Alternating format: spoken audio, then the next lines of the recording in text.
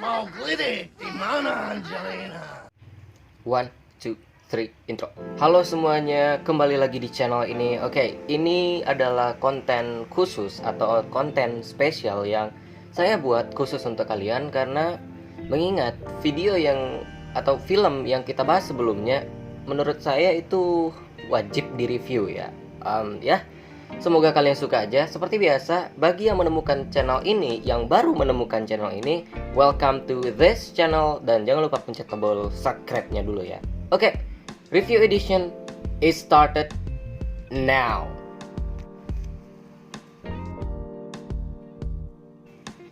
Oke, kita tahu bahwa film untuk Angeline ini dibuat berdasarkan kisah-kisah atau cerita-cerita yang telah dirangkai oleh segelintir orang dari kasusnya Angeline. Dan di akhir film juga kita dihadirkan sebuah tulisan yang mengatakan bahwa sampai film ini ditayangkan, kasusnya Angeline itu belum terungkap siapa kebenarannya gitu. Atau maksudnya kayak siapa yang telah membunuh Angeline ini dan apa motif dibaliknya ya. Namun di dalam kasus itu kita hanya bisa menduga-duga gitu. Jadi dalam kasusnya ini kita hanya bisa menduga-duga, oh motif pembunuhannya adalah ini. So dalam film mungkin kita bakal lebih disajikan sebuah cinema experience ya, yang akan membuat kita itu merasa kayak, oh jadi pembunuhan Angeline itu seperti ini. Dan lebih baik daripada kita menuduh-nuduh, kita lihat aja detail dari film ini yang menggambarkan setiap detik kasus-kasus Angeline ini. Dalam film ini saya mencatat ada beberapa detail yang menurut saya itu merupakan satu hal yang harus kita perhatikan. Yang pertama adalah ketika Samidah itu mimpi buruk. Nah, setiap kali dia bermimpi buruk, dia langsung keingat sama Angeline. Dan di sisi lain, Angeline juga merasakan hal itu. Dan ya, ini menggambarkan bahwa hubungan batin antara anak dan ibu itu sangat kuat. Nah, dimana ketika ibunya merasakan sesuatu, anaknya juga merasakan seperti itu. Walaupun anaknya itu dibesarkan oleh orang lain. Itu poin pertama yang saya catat. Poin kedua di sini adalah ketika Angeline kecil menanyakan hujan. Nah, ada di suatu scene di mana Angeline kecil bertanya kepada Mbok Ilu atau Mbok Nilu, itu hujannya kenapa hujan gitu. Nah, Mbok Nilu menjawab bahwa hujan ini menandakan orang yang meninggal. Dan di saat itu pula di scene di mana Angeline meninggal, kita dapat melihat bahwa Mbok Niluh sedang berada di tempat ibadah. Gue nggak tahu ya tempat ibadahnya itu apa. Dan saat itu turun hujan. Dan langsung ketika itu mungkin nih Mbok Niluh berpikiran bahwa ada orang yang meninggal. Dan firasat dia saat itu menandakan bahwa Angeline lah yang telah meninggal. Kemudian detail yang saya lihat lagi adalah ketika salah seorang pembantu di rumah Terry yang lainnya, yang laki-laki, itu karakternya digambarkan dengan karakter yang dingin.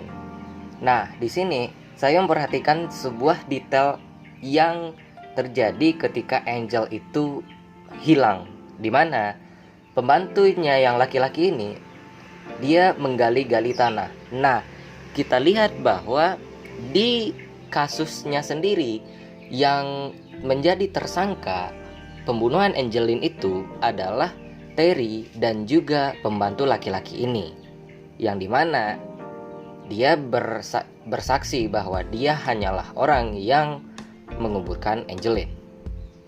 Detail selanjutnya adalah ketika John memberikan sarung tangan bayi yang waktu itu sarung tangan bayi Angeline ini kepada Samidah. Nah, di scene akhir diperlihatkan bahwa Samidah itu sedang berada di pantai dan sarung tangannya itu terbawa oleh angin. Dan itu menandakan bahwa Angeline sudah lepas dari tangannya atau sudah tidak berada lagi di dunia ini. Selanjutnya, detail yang saya perhatikan adalah ketika Tari atau ya tetangga dari Angeline ini mengatakan bahwa anak-anak SD, anak-anak kecil sekarang itu kelihatan lebih cantik jika rambutnya dikepang dan juga memakai pita merah. Nah, di saat Angeline ingin maksudnya disuruh menyampaikan kesan terhadap orang tuanya atau terhadap ibu di sana, teman-temannya membawakan pita merah dan juga rambut Angeline dikepang. Dan ini menandakan bahwa kecantikan Angeline itu terlihat di masa-masa atau di akhir-akhir hidupnya.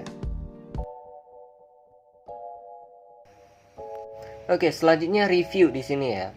Menurut saya itu film Angeline ini film untuk Angeline ya, judulnya untuk Angeline. Menurut saya itu udah termasuk film yang bagus dan luar biasa gitu, karena filmnya hanya berdasarkan setiap detik kasus-kasus Angeline. Jadi kita nggak tidak seperti film-film nyata sebelumnya yang berdasarkan sumbernya langsung, melainkan film ini dibuat hanya berdasarkan proses-proses persidangan. Jadi kayak kesaksian dari tersangka di sini. Nah, komentar saya di sini adalah ketika Samidah sudah berada di Bali dan dia itu mencari-cari Angeline dengan memegang sarung tangan bayi Angeline yang ketika kecil ini. Dan menurut saya di sini karakter dari Samidah ini menggunakan baju yang cukup wah gitu. Sedangkan pekerjaan dia hanya pembantu rumah tangga. Dan ya, itu komentar pertama saya di sini. Komentar kedua adalah ketika Angeline itu sedang disiksa oleh Terry, dengan santainya ada di suatu scene anak Terry yang Kevin ini dia bermain piano dengan sekeras-kerasnya untuk menutupi teriakan dari Angeline. Dan di sini saya sungguh merasa kayak perasaan saya itu dimain-mainkan gitu, dipermainkan di sini. Dan yang scene terakhir yang menurut saya mungkin bukan scene terakhir, tapi yang review terakhir dari saya adalah ketika anak dari majikan Samidah ini bertemu dengan Angeline. Dan saya merasa kayak ketika Samidah bercerita kepada majikannya tentang anaknya yang hilang, Samidah lupa bilang kalau anaknya itu bernama Angeline.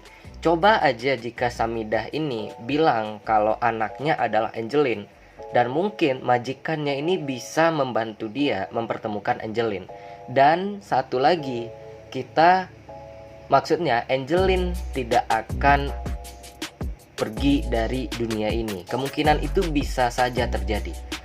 Oke, people, so that is the review from me. Itu adalah review dari saya, dan juga itu adalah beberapa detail yang saya tambahkan.